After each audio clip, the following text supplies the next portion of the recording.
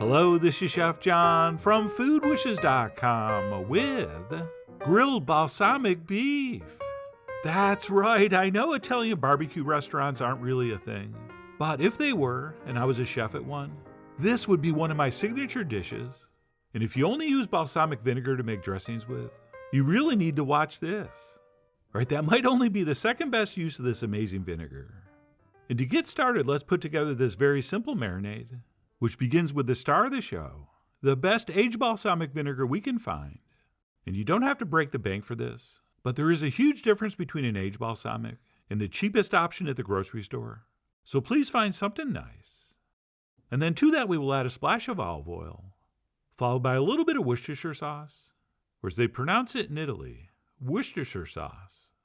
And then we are definitely also going to want a very generous amount of crushed garlic, followed by some freshly and thinly sliced green onions, or just a little bit of regular diced onion. But it's spring and I have plenty of scallions in the garden. And then we'll season this up with some freshly ground black pepper, some salt of course, and then because it makes everything taste better, a few shakes of cayenne. And then we'll finish up with a small but extremely important addition of honey, or just a little bit for an extra touch of sweetness. And that's also going to help us achieve a beautiful color on the finished grilled meat. And once we have all that in there, we'll take a whisk and give this a quick mix before we toss in some fresh rosemary leaves. And the reason we mix first before adding those is for the simple reason they get stuck in the whisk, which is super annoying. And no, they don't have to be chopped. Just throw them in whole, since this is going to marinate for a long time, and those will get a chance to permeate everything beautifully. And that's it. Once our marinade has been rosemaried, we can set it aside, and we can move on to cutting up our beef, which for me this time is going to be some top sirloin, which I like because it gives us something that's fairly tender, but still relatively affordable. And as usual, if there's any natural separation in the muscles, we'll go ahead and trim those pieces off first, and then cut those last to match the size of the pieces we're going to cut now. And what we want to do here is check the thickness of this piece of meat, and then cut strips across that are the same size as the meat is thick. Okay, so if the meat's 1.25 inches thick, we'll cut these strips 1.25 inches wide. And of course, it's never going to work out perfectly, but we'll try to get as many uniform pieces as we can. And that's it. We'll simply turn those and slice across into some hopefully relatively uniform cubes. And by the way, just go ahead and do one at a time. I mean, sure, it is faster if you can do 2 or 3 at once, but by the time I had these lined up so I could make even cuts, I could have had the first one already done. And as I always tell you, the exact size doesn't really matter, but once you do decide on a size, try to stick to that size and get them all as uniform as you can. And if once we're done there's some smaller pieces, we can put those together to make a bigger piece. Or if we have longer, thinner pieces, we can fold those up. And that's it. Once our beef is cut, we'll go ahead and transfer that into our marinade. And we'll take a spoon or spatula and give this a very, very thorough mix. Okay, take your time. We want to make sure every chunk of that beef is evenly coated. And once that has been thoroughly and thoughtfully mixed, what we'll do is press some plastic wrap on top. Or I guess you could transfer this into a plastic bag, but I'm just going to do mine in the bowl. And then once covered, we'll let that marinate in the fridge overnight. And of course, feel free to give it a toss now and then, although that's not mandatory, as long as all those pieces of beef are in the marinade. Oh, and if you're pressed for time, you could get away with like 3 or 4 hours of marination, but I do think 12 hours is better. And fair warning, when we pull that out the next day to skewer it, it's going to be significantly darker, which is exactly what we want, since that means our balsamic marinade has achieved full penetration. And that's it. We'll simply impale this on some metal skewers, or some bamboo skewers if you prefer. Although if you use wood, be sure to soak it, since we're going to cook this over very high heat. And the last thing we need is our wood catching on fire. And if you end up using 2 pounds of meat like I did, I think that works out to be the perfect amount for 4 skewers, with about 1/2 pound going on each. And as you might be able to see, I like to put a couple paper towels down on the plate I'm going to transfer these onto, just to help absorb some of that extra moisture. Right, drier meat usually grills up better than wet meat. And of course, we're not going to discard any of the leftover marinade, since as you'll see, we'll use that to baste our beef as it grills. And also after that, we can boil all the rest, and then strain it and use it as a sauce.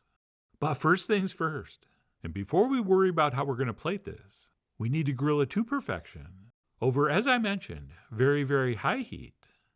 Okay, we really do want to try to get a nice sear on the outside, And if you place beef like this that's soaked in a marinade on a heat that's not high enough, the meat will actually start steaming and boiling in its own juices, which is not going to give us the texture or appearance we want. So the hotter your coals, the better. And if you cut up your beef to a similar size I did, over very high heat, this is going to take about 10 minutes total. But that is not necessarily the same thing as 5 minutes per side. Okay, I'll usually go about 3 or 4 minutes per side, and then just start turning them randomly, sort of rotisserie style, so they get a few more minutes on the other sides. Oh, and once that first side is seared, we can start basting this with the excess marinade if we want, which we can use a brush for. But if we're cool, and I like to think that we are, we can tie up some rosemary sprigs and use that as a brush, which works beautifully, and we get some extra fresh rosemary flavor. Plus, if people are watching, it totally looks like we know what we're doing, which of course we do, allegedly. And of course, charcoal grilling such as it is, you might have some hot spots and want to move things around a little bit, which is always something you should feel free to do. Right? The people that say you shouldn't move meat around too much on a grill don't know what they're missing. Right? It's fun to move the meat around on the grill. So that's exactly what we'll do, basting it with that marinade when we see fit. And after about 10 minutes total, mine was looking and feeling pretty good. And you could use a thermometer and go to whatever your target temp is.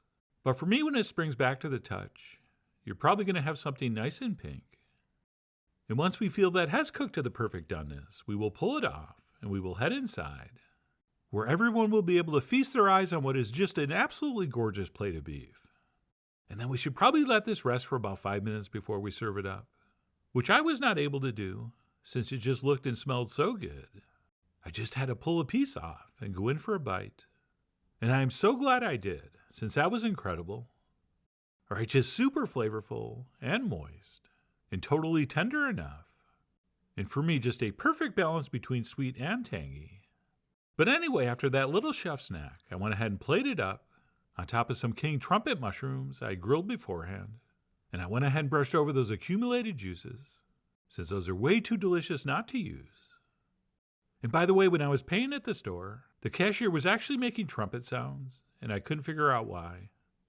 And then I realized it was the mushrooms. And I just felt like I needed to share that very strange experience. And then as far as plating goes, I'm going to de-skewer one of these and serve it next to those mushrooms, maybe with a little bit of fresh lemon. And besides drizzling this with a little bit of olive oil, I did in fact bring that extra marinade up to a boil and then strained it and use that as a sauce, which is pretty much something we can do anytime we have extra marinade. And then I grabbed a fork and knife and continued to enjoy this incredible grilled beef. And by the way, this was so flavorful and so satisfying. I was completely fine going low carb and just enjoying this with the mushrooms. But of course, if you want to go ahead and serve this with some kind of starchy side, I would have absolutely no problem with that. I mean, you are, after all, the Sergio Leone of whether to serve this with rigatoni or some other kind of macaroni. Hey, what about some Western spaghetti? Or you know what would be really good? Some kind of Italian-inspired potato salad. Oh yeah, sign me up for that pairing. But truth be told, just with these grilled mushrooms, this beef really was perfect, and I could not have enjoyed this anymore. Unless maybe I had some of that Italian potato salad we were talking about. But no matter what you serve alongside, this is easy and incredible, and I really do hope you give it a try soon. So please follow the links below for the ingredient amounts, a printable written recipe, and much more info as usual. And as always, enjoy.